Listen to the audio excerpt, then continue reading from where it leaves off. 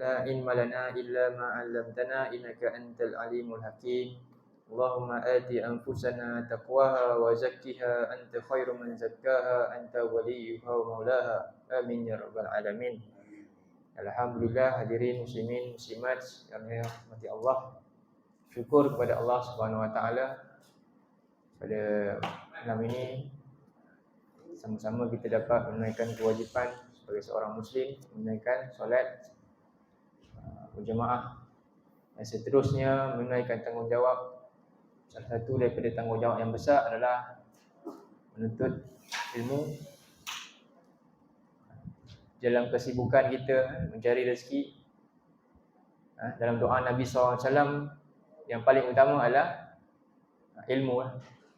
Sebagaimana Nabi ajarkan kita dalam doa di akhir solat, Allahumma inni as'aluka ilman nafi'an wa rizqan thayyiban wa amalan mutaqabbalan. Yang pertama Nabi mulakan dengan apa? Kita mohon kepada Allah ilmu yang bermanfaat, kemudian bila rezeki yang baik, yang halal, dan kemudian amalan yang diterima oleh Allah Subhanahu wa taala. Sebab amalan itu diterima adalah bermula dengan ilmu yang benar lagi bermanfaat, dan rezeki yang baik itu diperolehi hasil daripada ilmu yang bermanfaat yang diperolehi oleh seorang tersebut. Baik, jadi insya-Allah pada malam ni kita akan menyambung kuliah yang tajuk kita ni Tadabbur Al-Quran.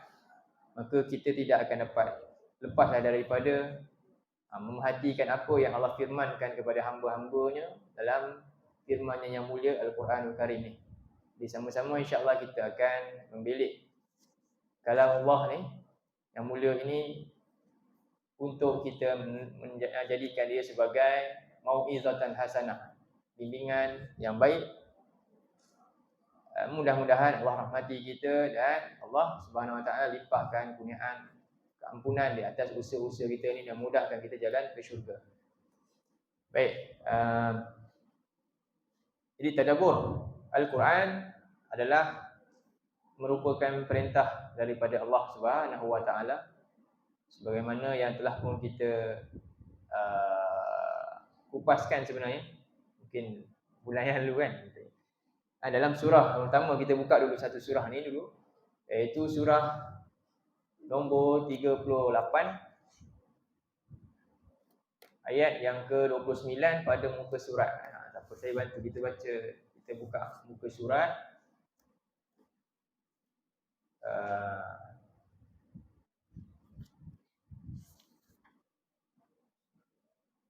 455.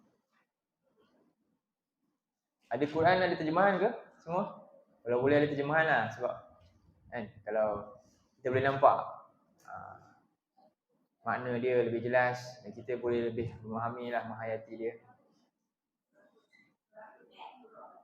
Surah Shad Surah Shad, surah nombor 38. Ayat dia ayat nombor 29.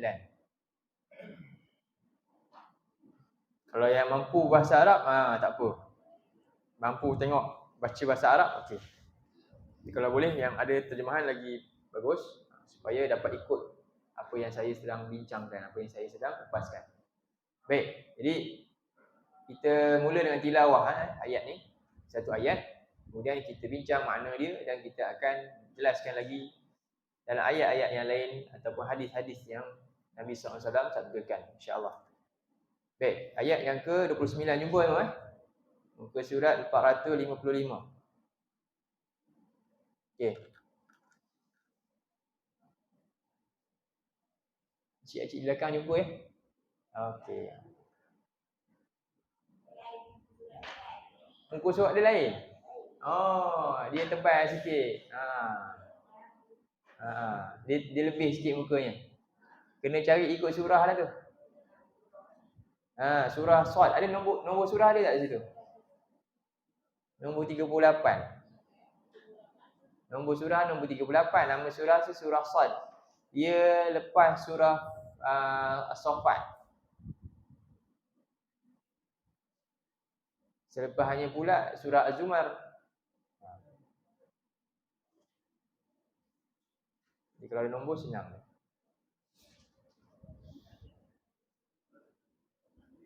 Ayat dia mula dengan kitabun. Kitab.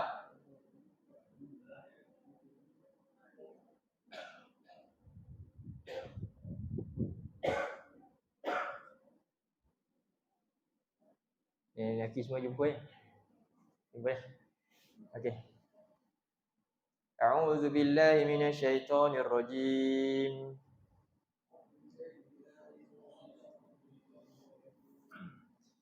Kitabun anzalnahu ilaika mubarak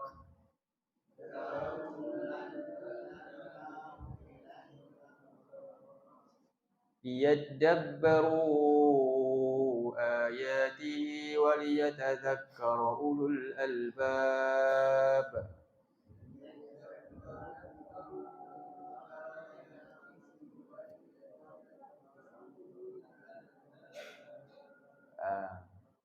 Baik. Kitabun anzalnahu ilaika mubarak. Di Allah Subhanahu Wa Taala nak menjelaskan kepada kita tentang kemuliaan kitabnya. Allah sebutkan dalam ayat ni, ini adalah sebuah kitab, kami turunkan kitab ini kepada engkau Muhammad. Kitab ini penuh dengan kebaikan, keberkatan di dalam kitab tersebut. Kemudian liyadabbaru ayatih, supaya mereka dabbaru ni, yadabbaru dalam terjemahan dia tak sebut tadabbur, dia sebut apa? Mereka merenungi, betul tak? Mereka memerhatikan, lagi banyak makna-makna yang lain. Sebab apa? Terlalu luas makna tadabbur tu untuk difahamkan. Menggunakan bahasa kita ni jadi banyak. Maksud tadabbur ni banyak. Memerhati, mengkaji, merenungi, dan juga memperincikan ayat tu. Itu tadabbur maknanya. Jadi untuk mendapat keberkatan Quran ni, Allah perintahkan untuk apa? Mereka ini, iaitu kita semua, untuk apa? Memerhati tadabbur dengan cara tadabbur ayat-ayat Allah ni. Dan kesan tadabbur tu diharapkan untuk liyatazakkur, supaya orang-orang yang berusaha buat benda ni, Allah gelarkan mereka ni ulul albab. Jadi siapa yang buat tadabbur Quran ni, Allah panggil mereka siapa? Ulul albab. Orang yang bijaksana. Jadi orang-orang yang bijaksana ini dapat apa? Dapat tazkirah daripada Allah Subhanahu Wa Taala. Jadi ni ayat ni dalil menunjukkan Quran ini dia di samping kita membacanya, kita kena usaha untuk apa? Mentadabbur ayat-ayatnya. Itulah keberkatan yang ada di dalam Al-Quran ini untuk kita dapatkan. Okey, ni yang pertama. Jadi bagaimana kita nak mula dengan Quran yang banyak ni? Ada berapa Quran ni isi kandungan dia? Ada 6,236 ayat ni. Jadi bila kita tengok macam ni, macam mana ni saya nak tadabbur? Dalam bahasa Arab kan? Rasa macam jauh sangat pula. Jadi namun sebenarnya Allah Subhanahu Wa Taala ni dengan rahmatnya yang maha bijaksana, Allah ni pastilah apabila Allah cipta kita dan Allah hendak kita ni untuk tunduk patuh mengabdikan diri kepada Allah, Allah tak akan biarkan kita, tak akan zalimi kita dengan biarkan kita ni teraba-raba dalam kegelapan. Allah pasti akan memberikan kita ni bantuan yang besar dengan mempermudahkan manusia untuk mendapat petunjuknya. Itu tanda rahmat Allah. Sebab tu dalam surah Ar-Rahman disebutkan Ar-Rahman 'allamal Quran. Ar-Rahman dialah yang mengajarkan Al-Quran. Jadi Allah yang maha bijaksana, pastilah maha bijaksana untuk memberikan hamba-hambanya sesuatu panduan yang memudahkan mereka, bukannya menyusahkan mereka. Sebab itulah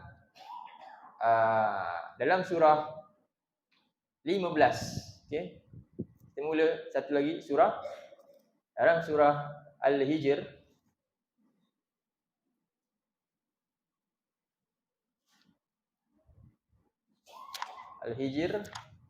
ayat yang ke-87. 87.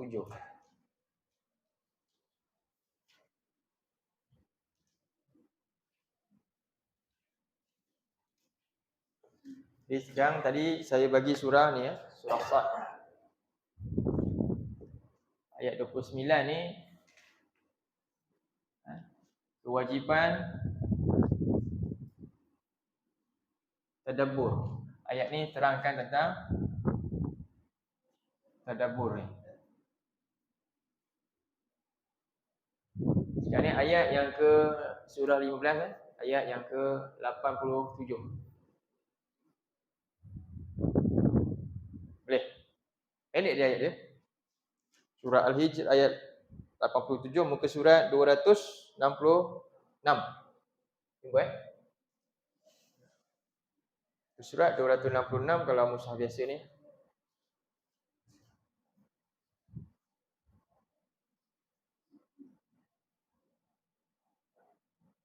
A'udzu billahi minasyaitonir rajim.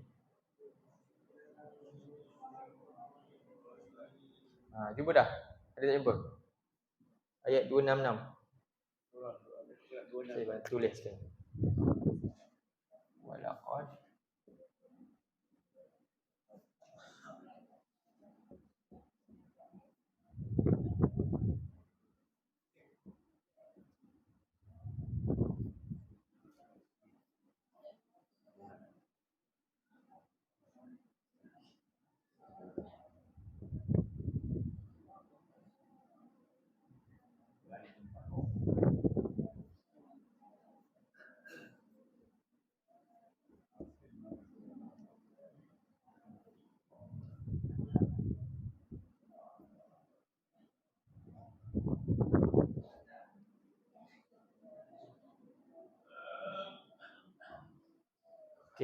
A'udzu billahi minasyaitonir rajim. Walaqad atainaka sab'an minal mathani wal Qur'anal 'azim.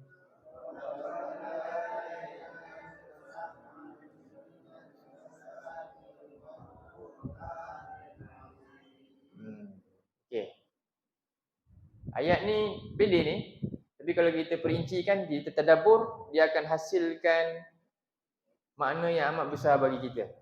Cuba kita perhatikan Setelah kita tahu kewajipan tadabbur, maka kita pun nak buat. Jadi apa jalan untuk mudah kita dapatkan? Maka Allah sebut dalam ayat ni, Allah kata walaqad atainaka. Walaqad dan wa tu dan. Laqad tu la dan ada qad, dua kalimah ni dua kalimah yang maksud dia apa? Ini maksud dia pasti. Qad ni maknanya kita kata benar-benar. Fungsi dia menunjukkan sesuatu yang telah sedia ada kat kita. Kan? Contohnya seorang yang Allah seorang lelaki ni dah ada dah barang dengan dia, tapi rupanya dia tak tahu pakai. Jadi barang tu jadi lapuk macam tu je. Jadi Allah kata Quran ni barang yang bernilai dah ada dah dengan kita dah. Tapi masalah apa? Tak reti pakai. Jadi akhirnya dia jadi apa? Suci dalam debu je, kan? Jadi la ni maknanya benda tu dah ada kat kita dah. Qad apa? Qad ni maknanya dah sah kan? Qad ni maknanya tahqiq, harfu tahqiq. Fungsi dia adalah untuk apa? Memang mengesahkan cop benda ni memang telah pun wujud, dah ada. Jalan untuk apa ni maksudnya? Jalan untuk kita dapatkan syurga tu. Jalan untuk kita selamat daripada kesesatan. Jadi apa dia? Allah berikan dalam bentuk atainaka sab'an minal masani. Atainaka. Apa makna dia ni? Kalau dalam terjemahan dia kata apa? Ataina, kami telah kurniakan. Kami telah berikan ataupun kami kurniakan. Kami telah beri. Kamu telah beri dia kata kan. Yang lebih tepat lagi kita nak kata apa? Beri benda yang baik, yang mulia, kurnia. Okey? Jadi demi sesungguhnya, pasti benar-benar kita boleh kata itu. Demi sesungguhnya ataupun pasti benar-benar kami telah kurniakan kepada engkau, iaitu Nabi SAW, Quran. Apa dia? Allah sebut Quran, Allah sebut sab'am minal masani. Apa tu sab'am minal masani? Apa makna sab'am ni? 7 yang berulang-ulang. Apa betul 7 berulang-ulang? Siapa tahu 7 berulang-ulang? Apa benda yang 7 kita berulang-ulang? Surah Al-Fatihah. Yang memang 7 ayat yang kita baca ulang wajib ke ataupun sunat? Pilihan. Wajib. Tanpa uzur syar'i wajib. Kalau tak buat, kemungkinan keislaman dia ada masalah. Sama ada dia jahil ataupun dia keluar daripada Islam. Tak solat lah. Kan? Itu. Ya. Lepas ni tutup tak apa kan?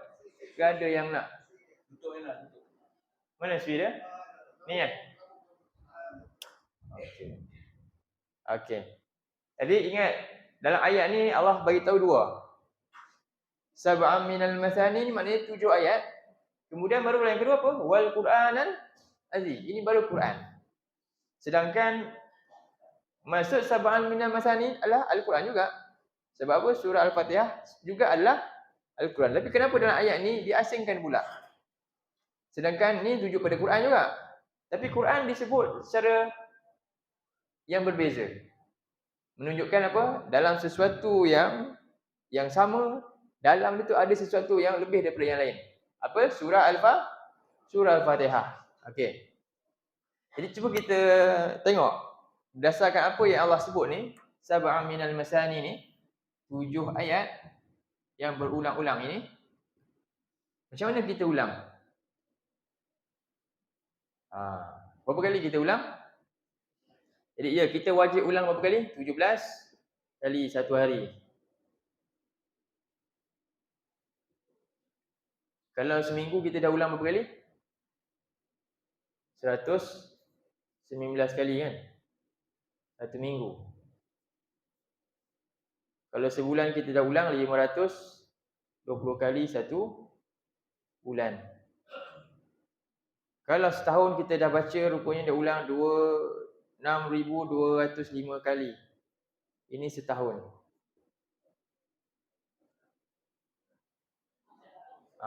Kita pandai baca Fatihah berapa kali dah? Berapa lama? 10 tahun. Kalau 10 tahun kita dah baca berapa? 62,050 kali 10 tahun. Apa kesan pengulangan? Kita ulang-ulang ni, kan? Sesuatu yang dibuat berulang-ulang apa tujuan? Kalau dalam office ke, dalam kita punya kehidupan ni, ada apa benda yang kita buat bila buat berulang-ulang? Maknanya apa? Sepatutnya dah jadi apa dah? Pakar. Kan? Benda dah jadi benda orang kata apa? Biasa bagi dia. Berulang-ulang, diharapkan bila buat berulang proses tu, kita jadi pakar benda tu. Jadi sekarang ni kita dah pakar tak surah Fatihah? Orang Islam ni. Dia dah boleh terjemah dah? Dia dah faham tak makna dia semua? Gagaklah dia boleh tak beritahu apa surah Fatihah ni punya. Secara ringkas je. Rahsia-rahsia dalam dia. Dia dah ulang ni. Kalau 10 tahun, berapa? 60,000 kali. 62,000 kali ulang. Kalau 30 tahun? Ya Allah, itu dah berbanyak sangat tu. Jadi, itu maknanya apa? Ini dikata ukuran seseorang tu, hubungan dia dengan sesuatu tu, dia sebenarnya dalam kesedaran ke ataupun secara apa? Sambil lalu, sambil lewa. Ini menunjukkan dia tu buat penuh kesedaran ke buat sambil lewa. Betul tak? Itulah kita dengan Tuhan. Tapi bila kita dengan makhluk, kita buat penuh kesedaran. Tak sampai pun ribu-ribu tapi dah pakar. Tapi dengan Quran berpuluh ribu tetap apa? Sebab apa? Sebab sambil lewa. Na'udzubillah. Itulah kerja siapa? Kerja syaitan kat kita dah. Nampak tak? Jadi sebenarnya Allah ni Maha Pemurah ni penyayang, dia dah buat tak satu kaedah untuk kita kuasai kalam dia. Dah, ini antaranya. Jadi surah Fatihah ni kenapa ditekankan dalam ayat ni? sebenarnya 7 ayat ni, kata para ulama, tafsiran ayat ni, 7 ayat ni diulang-ulang. Kenapa? Inilah sinopsis Al-Quran. Sinopsis Al-Quran. Al-Fatihah adalah sinopsis Al-Quran. Seolah-olah bila seseorang itu membaca Fatihah dengan penuh penghayatan dia, sebenarnya apa? Dia telah pun apa? Apa di mana? Dah baca seluruh Quran. Itu umpamanya. Sebab apa? Sinopsis Quran. Dia kurang-kurang dah faham secara gambar rajah luas apa yang dikehendaki dalam hidup dia, apa yang Quran kehendak dalam untuk dia buat. Sebab itu kata Al-Hasan Al-Basri, panjang sikit kata dia, innallaha auda'a ulumal kutubis sabiqati fil Quran. Sesungguhnya Allah Subhanahu Wa Taala dah kumpulkan semua ilmu dari kitab-kitab dulu. Kalau zaman dahulu ikut tabi'in ni, kajian mereka, sebanyak kitab yang pernah turun ni ada 104 kitab. 104 kitab. Ini menurut Al-Hasan Al-Basri, tabi'in yang besar, iaitu dia murid Ibnu Abbas. Jadi dia kata apa? Allah sepanjang sejarah manusia ada berapa kitab pernah turun? 104. Tapi yang kita tahu berapa? Yang kita tahu 4 je. Taurat, Zabur, Injil, Quran. Jadi tak perlu kita cari lain-lain. Ada Suhufi Ibrahim, Musa dan sebagainya. Jadi daripada 104 ni, Allah himpunkan semua ilmu ni dalam apa? Dalam Al-Quran. Al-Quran tinggal, jadi 104 ni tebal lah. Kitab-kitab yang tebal, yang banyak. Cuba Allah tengok Jadi umat dahulu, panduan mereka ni sungguh sukar. Kitab dia tebal. Dan Allah gambarkan mereka ni sebagaimana dalam surah 62. Tengok dulu. Surah 62 ayat yang ke-5. 62 ayat yang ke-5. Surah Al-Jumu'ah.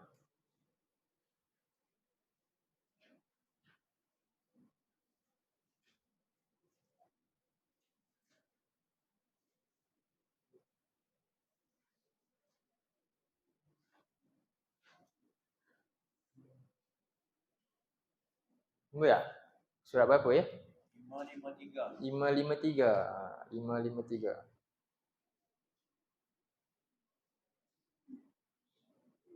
Ada. Handphone senang dapat. Kalau ada gadget senang, handphone. InsyaAllah. Cuba. Surah Al-Jumu'ah dari ayat yang ke-5. Juzuk berapa tu? Al-Jumu'ah juzuk berapa? Juzuk 28. Okey. A'udzu billahi minasyaitonir rajim. Mathalul ladzina hummilut Taurata thumma lam yahmiluha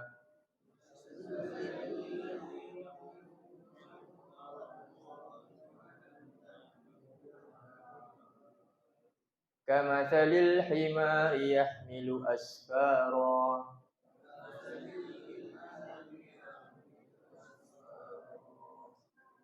bi'sa mathalul qaumil ladzina kazzabu biayatillah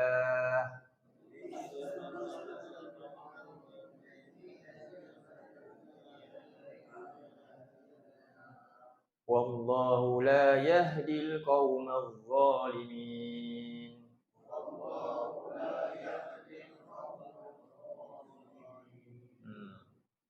Jadi dalam Quran ada nama dia Al-Amsal fil Quran. Perumpamaan dalam Quran. Amsilatul Quran maksud dia. Jadi ayat-ayat ini penting untuk kita sebab apa? Dia adalah satu bentuk analogi yang Allah buat supaya kita terkesima lah, bahasa apa kita kata. Dia jadi kita jelas benda tu.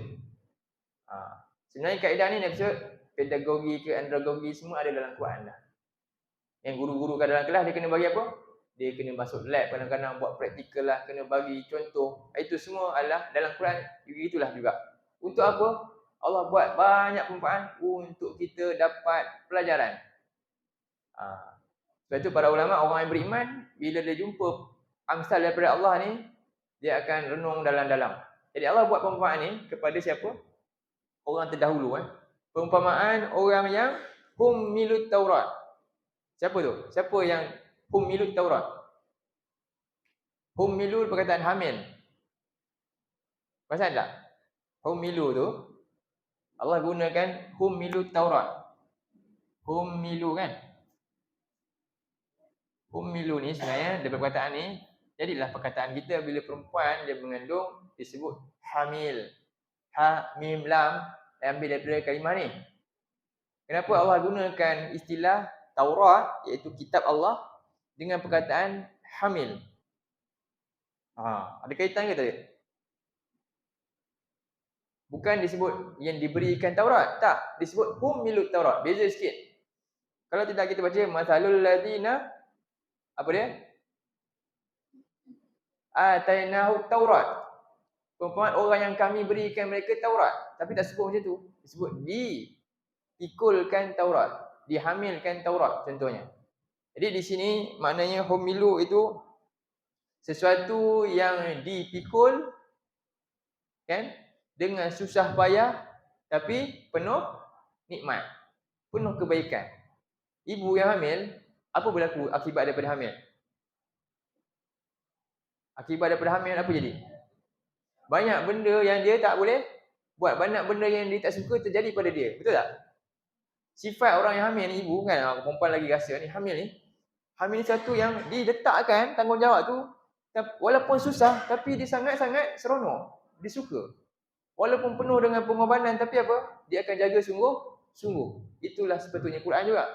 Quran ni nak perjuangkan dia, memang cabaran, tapi itulah nikmat. Macam seolah orang ibu ni dia nak jaga anak dia, bila keluarnya, rasa seronok walaupun dia sakit. Nikmat dia rasa, ini satu benda yang ditunggu-tunggu. Begitulah Quran ni, seolah kita jaga dia sungguh-sungguh. Bila nak dapat hasil nanti nikmat kita rasa, kita mati nanti baru kita tahu rupanya Quran datang jadi syafaat kita. Sebab apa? Dulu kita seolah menjaga dia macam ibu yang jaga anak dia hamil tu, sungguh-sungguh jaga dia. Kan, makan, jaga semuanya. Walaupun dia suka tapi dia tak nak.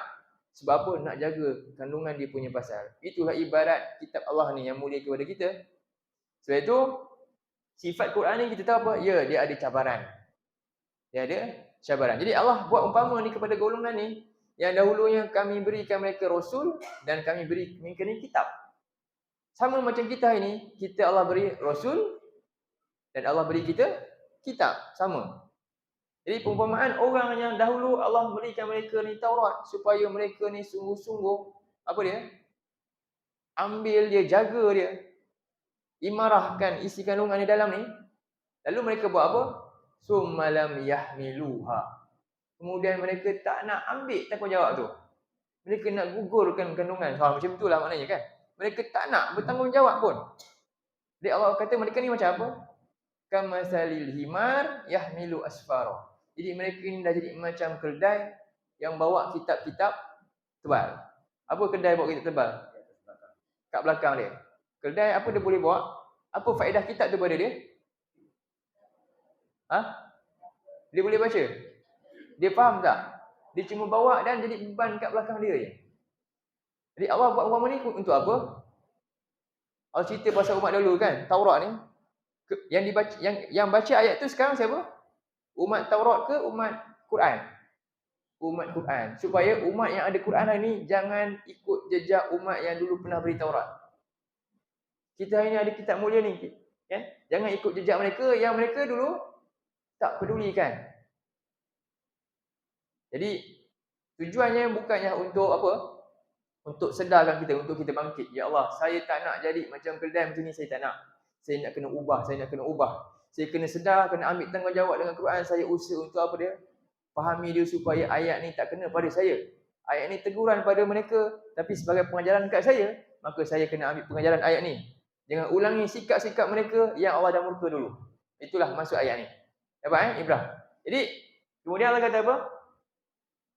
Kama salil himar yahmilu asfara bi'sa masalul qaumil ladzi nakazzabu bi ayatillah. Ini adalah perangai yang paling buruk terhadap kaum yang mendustakan ayat-ayat Allah ni.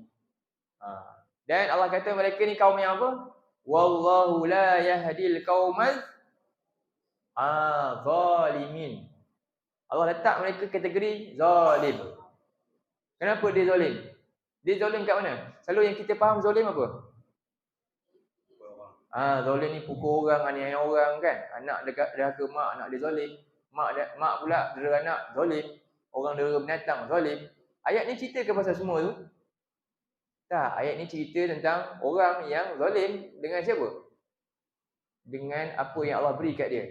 Apa makna zalim sekarang ni? Zalim ni maknanya bahasa Arab dia wada'a syai' fi ghairi mawdu'ihi mukhtassu bih. Tak apa, saya tak tulislah. Maksud mudah dia macam ni. Dia letakkan satu benda bukan pada tempat yang telah ditetapkan untuk diletakkan.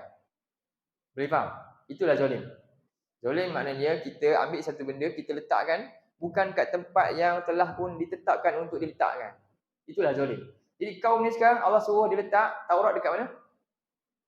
Dia jaga Taurat tu. Kan? Jaga Taurat, amalkan Taurat, sebarkan dia, fahami Taurat. Tapi sekarang dia letak Taurat dekat mana? Bukan tempat yang Allah suruh letak. Allah letak kat sini, dia pergi ubah tempat lain. Faham? Kita pula Quran Allah suruh buat apa? Tadabbur dia, fahami dia, ambil dia supaya jadi amalan kita dalam hidup. Jadi panduan kita, Quran duduk depan kita. Kita letak Quran kat mana? Jadi kita boleh tak terjatuh dalam umat yang zalim? Dengan ni boleh. Faham maksud zalim? Itu maksud dia. Itulah Allah kata last kali, wallahu la yahdil qaumal zalimin. Allah tak akan beri hidayah pada orang yang dia zalim. Ini hidayah. Tapi bila kita zalimi dia, kita tak letak pada tempat yang sepatutnya, dia dapat jadi hidayah kita? Tak dapat. Kita tak dapat faham dia, tak dapat kuasai dia, tak dapat apa-apa. Akhirnya apa? Kita jadi umat yang lemah dan dihina. Inilah kerja siapa? Jadi Quran bila masuk, kita dengar, ada tak kesan macam sahabat Nabi dengar ayat tentang neraka sampai boleh pingsan tu, takut kan? Jadi kesan-kesan itu akhirnya apa? Telah pun lumpuh. Tak dapat lagi dah. Itulah kesan dia. Jadi di sini kita tengok itulah Al-Quran. Hari ini Allah mudahkan kita mana daripada umat terdahulu punya kitab, semua ilmu-ilmu dalam tu dikumpul dalam Al-Quran. Ada berapa Quran ni? 6,236 ayat. Daripada Quran, kata Al-Hasan Al-Basri, dikumpulkan lagi summa auda'u al-Qur'anu fil mufassal. Daripada Quran ni Allah ringkaskan lagi supaya kita lagi mudah nak capai ilmu ni dalam surah-surah pendek di belakang. Nama dia surah Al-Mufassal. Al-Mufassal ni maksudnya iaitu surah daripada juzuk 26 hingga 30. Juzuk berapa? 26 hingga juzuk 30. Daripada surah Qaf ataupun surah Al-Ahqaf tu. Ni surah ni semua surah tu pendek-pendek. Dan kebanyakannya kalau anak-anak baru mula dengan baca Quran ni, hafal ni, kita sarankan dia mula dengan 5 juzuk akhir ni dulu. Daripada sesuatu yang banyak tadi himpun dalam Quran. Okeylah, kita pun Quran susahlah, banyak sangat, saya tak mampu. Allah himpun lagi dalam mana? Surah pendek tu, tak boleh juga? Surah pendek, usaha fahami surah-surah pendek.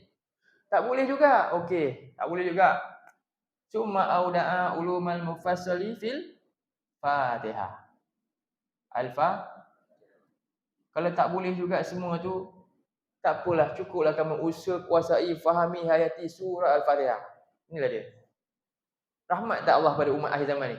Sebab tu Allah kata apa? Dalam ayat ni, demi sesungguhnya kami dah mudahkan kamu dah beri kamu apa? Okey, 7 ayat aja. Umat dahulu ni sampai mereka digelar himar. Kan, tebal kitab ni, tapi mereka tak dapat apa-apa, tak, biarkan je. Sekarang ni umat hari ni aku dah beri satu apa? Yang hebat, yang agung, yang mudah dah, dan diulang-ulang lagi. Apa dia? Surah Fatihah. Takkan tak boleh? Apa lagi alasan kita? Sebab itu kita nak tadabbur, kita nak mula dengan surah Fatihah nanti ni. Ini mukadimah dia pengenalan ni. Kita akan mula dengan surah Al-Fatihah. Azan ke? Teruskan je. Ya. Okey. Jadi surah Fatihah ni apa? Tadi ringkasan atau sinopsis Al-Quran, iaitu surah Al-Fatihah. Baik. Kalau kita tengok pada buku-buku hari ni, karangan manusia, setiap buku menggunakan kaedah macam ni. Setiap buku dia guna kaedah macam ni. Kan? Kita kalau nak beli buku, nak baca, kita tengok kat mana? Kat belakang dia. Nama dia sinopsis. Kan? Dan sinopsis tu akhirnya apa? Kalau dia pandai karang sinopsis ringkas tu bagi menarik orang tu akan terus beli buku tu jadi best seller. Kan? Baca pendek je. Itu tujuan sinopsis ni adalah tujuan untuk apa? Supaya akhirnya orang tu dia akan gairah untuk apa? Tahu detail dia pula, dia akan baca semua. Begitulah Quran di sini, ayat ni. Allah berikan kita ni 7 ayat ni dengan harapan bila hamba dia ulang-ulang ayat ni, menarik perhatian dia untuk apa? Mengetahui ayat ni dengan lebih dalam. Apa dia? Al-Quran Al-Azim. Inilah dia. Al-Quran Al-Azim ni adalah apa? Tambahan ziyadatan alal Fatihah. Siapa nak faham lanjut surah Fatihah? Macam mana cara dia? Dia kena detailkan dengan baki ayat 6229 ayat lagi. Menerangkan Fatihah. Jadi semua ayat Quran dalam ayat lain tu, surah Al-Baqarah sampai surah An-Nas tu sebenarnya apa? Itulah detail tambahan untuk menjelaskan apakah maksud Al-Fatihah. Sebab tu kita nanti akan tadabbur Fatihah, kita akan jelajah surah lain. Terangkan ayat surah Fatihah. Itu tadabbur dia. Jadi surah dalam Quran ada 6236 ayat. Surah Fatihah ada berapa ayat? 7 ayat. 6236 tolak 7, balance ayat tu ada 6229 ayat. Itulah dia jalan untuk apa? Mendapat penjelasan surah Fatihah tu. Sebab itulah sebenarnya kita ni bila baca surah Fatihah sebenarnya seolah apa? Sebenarnya kita baca Quran lah. Dia mewakili seluruh Quran tu, surah Fatihah. Tapi malangnya apa? Tak terpanggil pula nak tahu detail surah Fatihah macam mana. Baca berlalu begitu saja. Tak terpanggil nak ambil tahu. Baca aja. Kan? Ini kita rugi. Jadi kesedaran ni kita nak bangkitkan. Kesedaran ni kita nak bangkitkan kepada diri kita sendiri dan seluruh yang kita mampulah masyarakat kita. Baik. Itu satu. Inilah maksud Quran Al-Azim ini. Okay, jadi kat sini ada 7 ayat.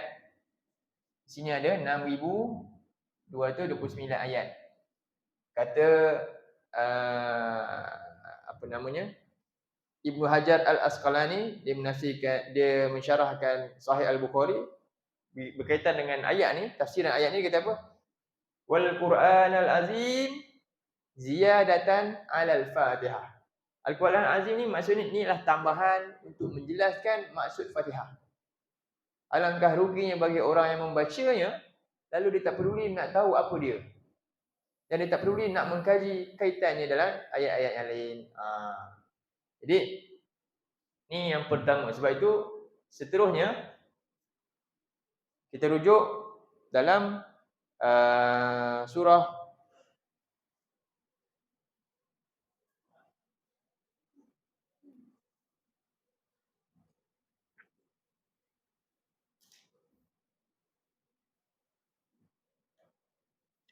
(25)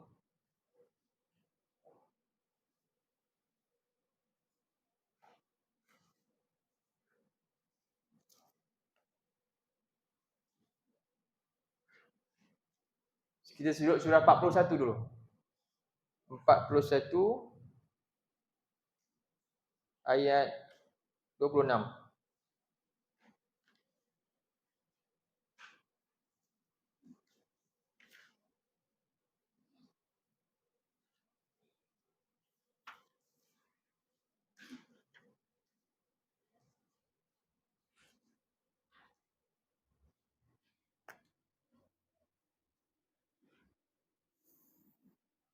Ayat 26. 79. Perancangan orang kafir untuk kalahkan kita, orang Islam. Ayat ni cerita apa? Tengok apa perancangan dia. Cuba muka surat 479. Okey. A'udzu billahi minasyaitonir rajim.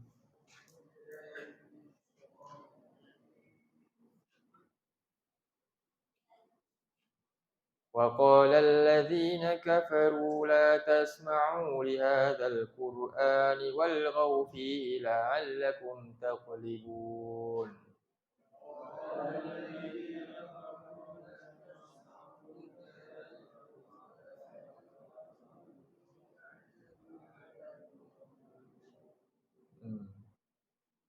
Dan berkata orang-orang yang kafir, ketua-ketua mereka, ketika Nabi SAW dan para sahabat ni menyampaikan Quran pada masyarakat zaman mereka tu, apa kata mereka?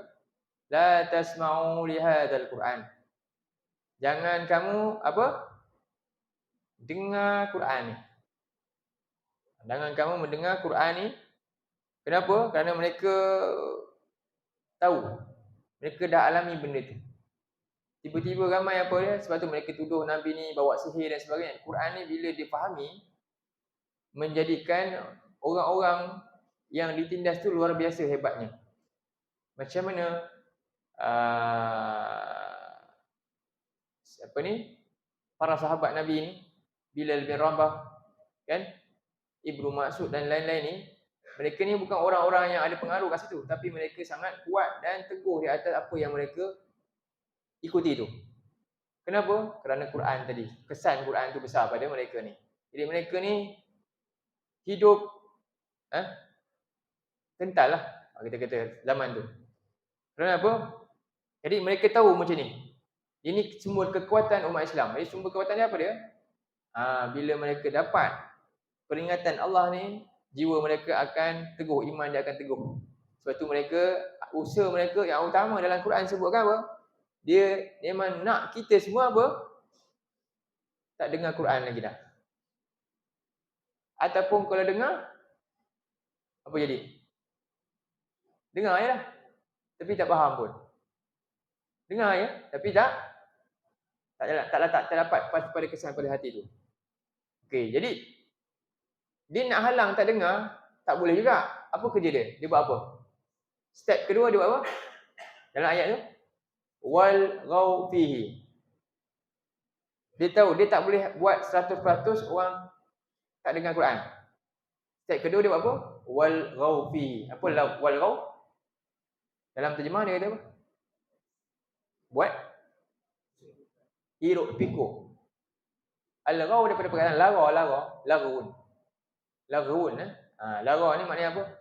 Buat sesuatu yang boleh attract orang supaya akhirnya dia tak fokus lagi dengan Quran dah. Apa hari ni? Banyak tak?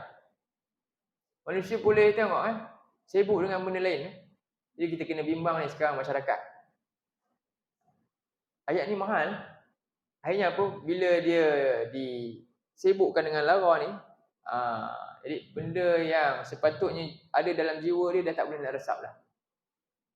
Dan benda lain yang telah menguasai dia, itulah anak-anak kita hari ni, kan?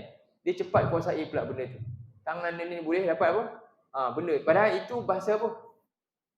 Kadang-kadang bahasa luar pun. Tapi dia tahu semua, dia tahu selok-belok. Sekarang ni yang ini apa selok-belok yang kita dah tahu? Banyak cerita-cerita yang tidak diketahui oleh masyarakat yang dikata bila tanya, apa panduan kamu? Inilah apa yang kamu tahu dalam ni. Saya pun tak tahu. Itulah yang berlaku. Kenapa? Kerana dah dikerjakan oleh perancangan ni. Supaya apa? La'allakum taghlibun. Itulah yang dia nak, yang ketiga tu. Supaya kamu dapat kalahkan mereka. Senang je nak kalahkan dia orang ni. Apa jalan dia? Jangan bagi dia faham ni, buat satu yang boleh attract dia supaya dia fokus benda lain. Dia tak fokus sini dah. Sepatutnya dia ambil tahu yang ni. Akhirnya apa?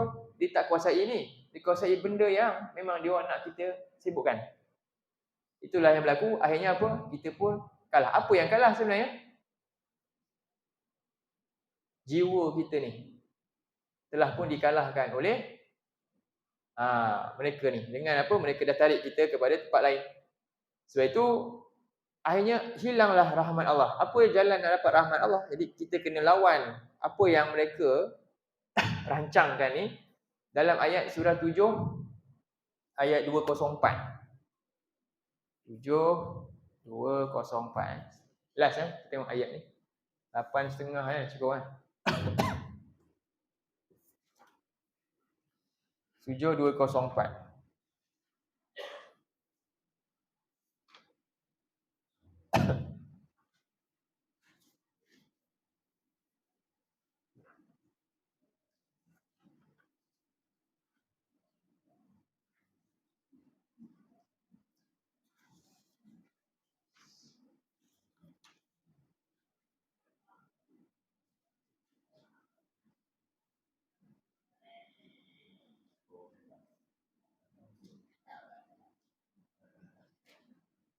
Ini Allah bagi jalan untuk kita boleh berupaya tangkis apa yang mereka lakukan. Surah 7:204. Okey. Pendek je. Dan dalam ayat ni sebenarnya sama jawapan dia, ada 3 benda juga. Mereka tadi buat 3 perkara, Allah sebut dalam ayat ni juga kita lakukan 3 perkara untuk lawan apa yang mereka buat 3 perkara. Okey, kita tengok satu-satu. Pertama kita baca dulu. A'udzubillahi minasyaitonirrajim. Wa idza quri'al Qur'anu fastami'u lahu wa ansitu la'allakum turhamun.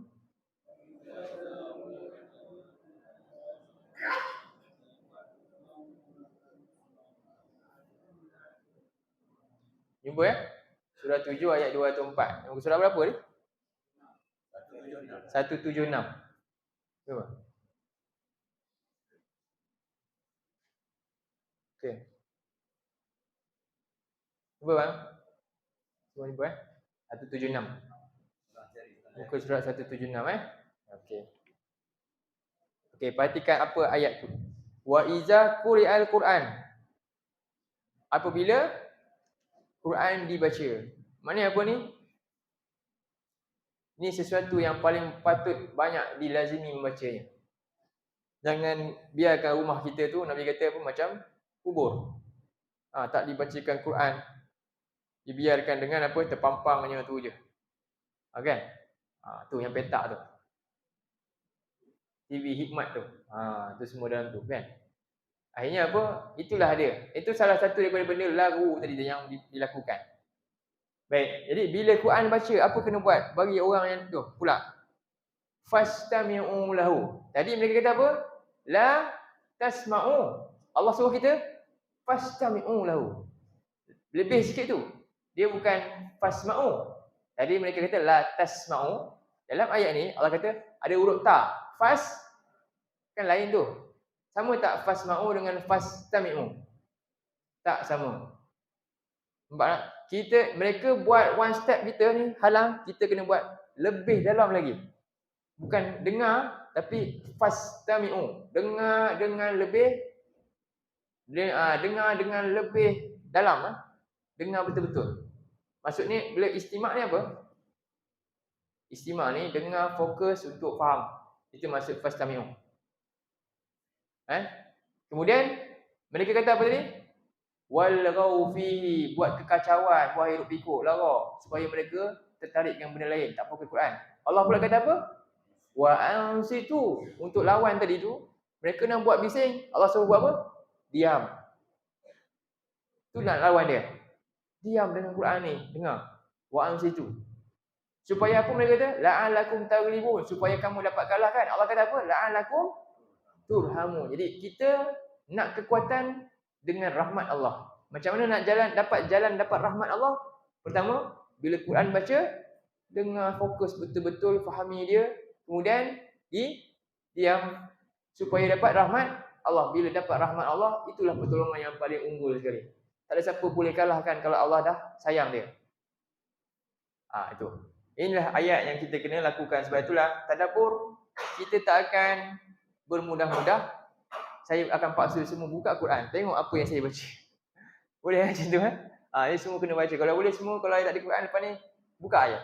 Tak boleh baca pun tak apa, tengok makna-makna kat situ. Ada makna-makna tu supaya apa? Dapat. Kan? Kita nak berikan sesuatu, ini semua apa modal yang Allah bagi, iaitu mata telinga ni. Supaya apa? Inilah hujan nanti jumpa depan Allah apa dia? Kita gunakan mata kita apa? Untuk yubsiruna bi ayatillah. Sebab dalam Quran ada golongan yang dicela sebab apa? Dulu mereka tak nak tengok ayat-ayat Allah. Bukan nak suruh tengok lama-lama pun. Masa sekejap je. Apa salah tengok ayat-ayat Allah? Sebab apa? Selama ni kamu tengok apa? Tengok surat khabar, tengok WhatsApp. Takkan hari ni tak boleh bagi muka sikit? Tengok ayat-ayat Allah sekali je. Tengok dengan apa? Dengan fokus betul-betul. Ni, kan? Sekejap saja. Allah cela golongannya apa? Mereka ada mata tapi tak melihat ayat-ayat Allah. Ada telinga tak nak dengar ayat-ayat Allah. Dan ada akal tak nak fikir apa yang Allah sebut dalam ayat-ayat dia. Surah 7 ayat 179. Tu golongan tu.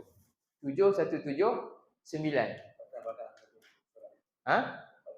Patah belakang satu muka surat.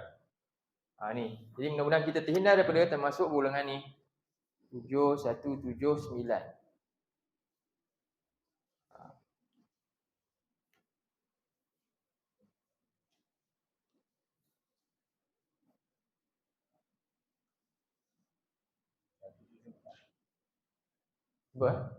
Muka surat 174. Perhatikan ayat tu. Okay, saya baca satu-satu. Tengok terjemahan dia. Cuba follow apa yang saya baca tu lah. Okay. Allah kata dalam ayat tu, a'udzubillahi minasyaitonirrajim, walaqad zara'na li jahannama katsiran minal jin wal ins. Demi, tengok sama juga walaqad. Tadi kita baca walaqad apa makna dia? Pasti, sungguh-sungguh benar. Maknanya yang ni pun pasti juga. Apa dia? Pasti memang sungguh-sungguh neraka jahanam akan penuh dengan siapa? Jin dan manusia. Neraka jahanam akan penuh dengan jin dan manusia. Ini bukan cerita tipu, bukan dongeng, ini memang pasti berlaku. Nisbah dia apa? Nisbah dalam hadis Nabi apa? Daripada 1,000 orang manusia nanti, yang satu je selamat, 999 semua dalam jahanam. Satu selamat, 1,000 nisbah dia 1/1000 kan. Satu tu syurga, 999 mana? Zara'na li jahannam. Ini siapa sebut? Quran sebut. Jadi sekarang kita kena elakkan. Macam mana elakkan? Allah beritahu apa ciri-ciri orang yang akan masuk dari 999 yang masuk jahanam. Allah kata apa? Lahum qulubun, kan? La yafqahuna biha. Mereka ada akal, ada fikiran, ada hati yang aku yang bagi tu. Tapi mereka tak mahu apa? La yafqahu. Mendalami. Tu rujuk pada ayatina, ayat-ayatku. Mereka tak mahu ambil ni. Mereka boleh kuasai lain, tapi yang ni, apa alasan mereka nanti? Panduan mereka ni, kita nak bawa panduan ni lah masuk akhirat. Panduan lain tu akhirnya apa? Tinggal kat dunia je. Tak ada dah. Tu yang pertama. Apa ciri-ciri pertama? Mereka ada akal yang hebat, bernas, tapi rupanya akal dia tak digunakan untuk fikir macam mana ni. Nak jalankan perintah Allah, apa Allah beritakan dalam Quran ni, ayat-ayat dia. Mustahak ni benda ni, tak nak fikir. Yang kedua, walahum a'yunun. Mereka ada mata. La yubsiruna biha. Tu ayatina, ayat-ayat Allah juga. Mereka ada mata, mereka duk tengok apa?